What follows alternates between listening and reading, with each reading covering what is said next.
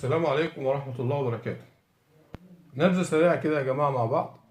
لو انت تصادف لا قدر الله، يعني لا قدر الله، ماشي في كمين، ماشي مع حد وبيشرب سيجارة فيها حاجة وحشة، المهم تعرضت لأي موقف، المهم الموقف ده أدى إن يتقبض عليك وتروح القسم.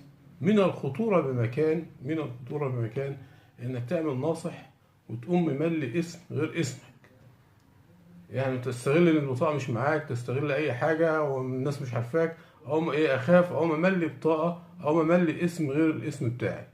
اذا هم خدوا الاسم الغير صحيح ده وتعمل لك محضر به، انت كده بتزور في محرر رسمي. يعني انت كده دبست نفسك في جنايه تزوير هتنظرها محكمه الجنايات. يبقى انت جيت عشان تخلص نفسك، دبست نفسك. انما اعمل ايه؟ اقول اسم الحقيقي، اقول اسمي بالظبط، ما انتحلش